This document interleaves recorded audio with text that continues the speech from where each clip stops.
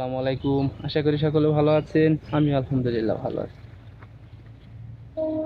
পৃথিবীর সব থেকে সুন্দর পাখি ময়ূর, তার পেখমের কারণে। এটা ময়ূর নিজেই ভাবছিল, কারণ যখন তিনি তার পেখমটি মিলে ধরছে তখন তার কাছে তার পেখমের সৌন্দর্য এত বেশি ভালো লাগছে যে তার ভিতরে একটা অহংকার আসছে এবং তিনি নিজেকে সব থেকে সুন্দর পাখি দাবি করছে। তো এভাবে তিনি সমস্ত পাখি দেখেন আর নিজের সৌন্দর্যকে আহ, তিনি মিলিয়ে নিজেকে একটু অহংকারী করে তুলছিলেন। হঠাৎ একদিন একটি বগের সাথে দেখা। বকটি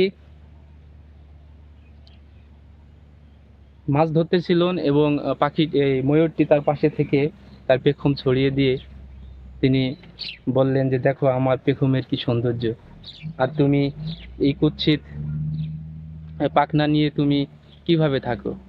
তোমার সৃষ্টিকর্তা তোমাকে বেশি সুন্দর করে তুলেনি। তখন বকটি স্বীকার করতে করতে বলল, সৃষ্টিকর্তা আমাকে যেভাবে সৃষ্টি করেছে আমি সেভাবেই খুশি, কিন্তু আপনার এই সৌন্দর্য মণ্ডিত পাখা, এই পাখা দিয়ে আপনার কি লাভ? আপনি তো আমার মতো মেঘের ভেলা ভেসে মেঘকে ছিদ্র করে আপনি উড়তে পারেন না, মেঘের দেশে যেতে পারেন না, উপরে উড়তে পারেন না। আপনি সামান্য একটু উড়তে পারেন, তাও কম সময়ের জন্য।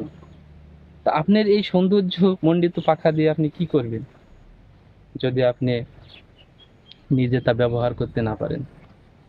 আল্লাহ আমাকে যে পাখা দিয়েছে সেই পাখা দিয়ে আমি এক জায়গা থেকে অন্য জায়গায় উড়ে আকাশ আকাশে উড়তে পারি, আকাশ থেকে গাছ থেকে আকাশ, আকাশ থেকে আরো মেঘের দেশ, আমি বিভিন্ন জায়গায় যাইতে পারি, কিন্তু আপনি তা চাইতে পারেন না।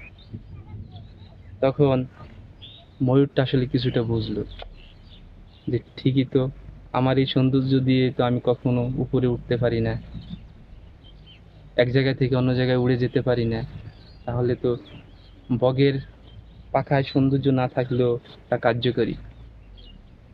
তো মূল বিষয়টা হলো যে আমরা যে সমাজে বসবাস করি, আমাদের অনেকেরই হয়তো সৌন্দর্য নাই, কিন্তু উড়ে যাওয়ার ক্ষমতা আছে বা ভালো কিছু করার ক্ষমতা আছে। আবার অনেকের অনেক সৌন্দর্য আছে কিন্তু ভিতরে কিছু নাই। তাই যাদের সৌন্দর্য নাই তারা হীনমন্যতায় ভুগবেন না, যাদের সৌন্দর্য আছে তারা অহংকার করবেন না, কারণ আল্লাহ তাআলা সব কিছুই ব্যালেন্স করে তৈরি করছেন। আপনার সৌন্দর্য যদি আপনার কাজে না আসে তাহলে সেই সৌন্দর্য দিয়ে আপনার কোনো লাভ নেই। আপনাকে সৌন্দর্য দিছে দেখার জন্য, আপনার দিয়ে কোনো কাজ হবে না। সুতরাং সৌন্দর্য নিয়ে কখনো অহংকার করবেন না, কাজ নিয়ে এগিয়ে যেতে হবে। কাজের মাধ্যমে নিজের প্রচেষ্টায়, ঐকান্তিক চেষ্টায় এগিয়ে যাবেন সকলে। ভালো থাকবেন, সুস্থ থাকবেন। আসসালামু আলাইকুম।